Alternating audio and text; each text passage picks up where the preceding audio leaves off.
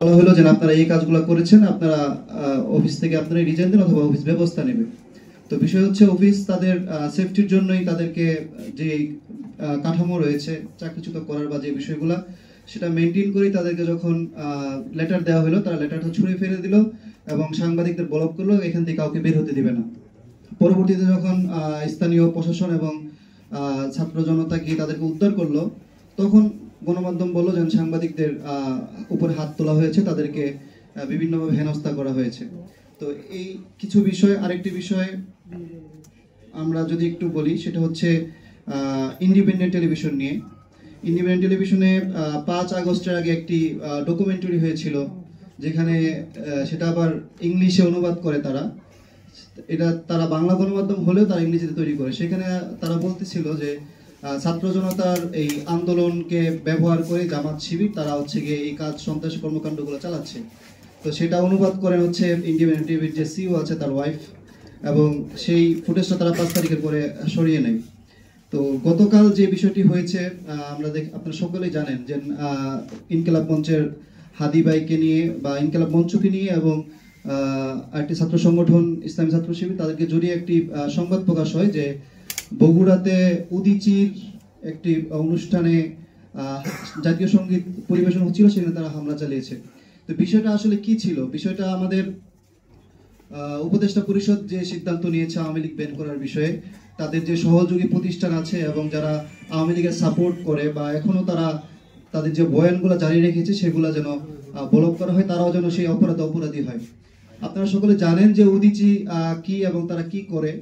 আওয়ামী লীগের যে কালচারাল উইংটা ছিল, উদীচী সবচেয়ে বেশি বড় ভূমিকা তারা পালন করেছে। আজকে উদীচী বিভিন্ন জায়গায় জাতীয় সঙ্গীত পরিবেশন করবে, তারা করুক, সেটা জাতীয় সঙ্গীত কোনো ইস্যু না। ইস্যুটা হচ্ছে এখানে উদীচী ছিল যে হচ্ছে আওয়ামী লীগের যে কালচারাল উইং যারা ফেসিবাদকে প্রতিষ্ঠিত করেছে তাদেরকে যেন মাঠে দাঁড়াতে না দেওয়া হয়, এর জন্য একটা ব্যবস্থা নেওয়ার জন্য। কিন্তু গণমাধ্যম উপস্থাপনা করছে জাতীয় সঙ্গীত গাওয়ার কারণে তাদের উপরে বাধা দেওয়া হয়েছে। বাধাটা আসলে জাতীয় সঙ্গীত ইস্যু ছিল না, ইস্যু ছিল উদীচী যে প্ল্যাটফর্ম তৈরি করেছে, ওখানে যে আওয়ামী লীগের বা অন্যান্য সহযোগী সংগঠনের লোকজন ছিল সেটা বন্ধ করা। এবং সেটা না করে আপনি বলতেছেন জাতীয় সঙ্গীত গাওয়ায় বাধা দিয়ে তারা এটা করেছে। এটা তো আসলে কোনোভাবেই মানে কাম্য নয়। আরেকটি বিষয় হচ্ছে যখন কাউকে গ্রেফতার করা হচ্ছে, আমরা সকলেই দেখছেন যে কিছু অভিনেতা বা কিছু ব্যক্তিদেরকে গ্রেফতার করা হচ্ছে বিভিন্ন মামলাতে।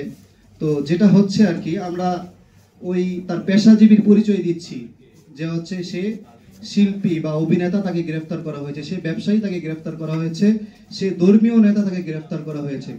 আসলে তার পিছনে যে তার আরেকটা পরিচয় ছিল, সে আওয়ামী লীগের একটা পদধারী নেতা, সে আওয়ামী লীগের এমপি ছিল, সে আওয়ামী লীগের নমিনেশন কিনেছিল, সে আওয়ামী লীগের পক্ষে কথা বলেছিল, আওয়ামী লীগের জন্য স্ট্যান্ড হয়েছিল, সেইটা আমরা আসলে গোপন করে রাখছি মিডিয়াতে।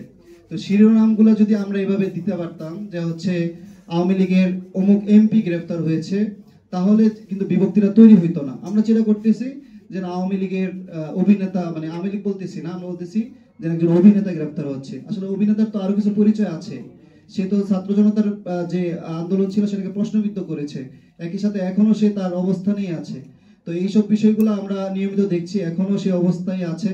আমরা কিছু কিছু গণমাধ্যমে কথাও বলেছি, তারা বলতেছে যে আমরাও নিরুপায়, 5 আগস্টের আগে যারা ছিল তারাই আছে, তাদের সাথে আমরা কথা বলতে পারতেছি না, নিউজ ট্রিটমেন্ট যেটা দেওয়ার কথা তারা সেভাবেই দিচ্ছে, বিভিন্নভাবে নানা কৌশলে তারা এগুলো প্রশ্নবিদ্ধ করছে। তো এখানে সম্মানিত প্রেস সচিব আছেন, আমরা আশা করব যে বিষয়গুলা একটু ভালোভাবে নজরদারি করার জন্য। আমরা আসলে বিপ্লবকে যে গণঅভ্যুত্থান হয়েছে সেটা আসলে স্বীকৃতি দিচ্ছে না গণমাধ্যম এখন পর্যন্ত। বিপ্লব তো দূরের কথা, সেই গণঅভ্যুত্থানের পরে মূলত আমাদের বিপ্লবের বিষয়টা আসবে, যে আমরা বিপ্লবকে কিভাবে ধারণ করবো বা প্রতিষ্ঠিত করব, সে প্রতিষ্ঠা করতে পারছি না। আমরা অনুরোধ করব গণমাধ্যমের যে বিষয়গুলো আছে আপনি সেভাবে দেখবেন। ধন্যবাদ সকলকে।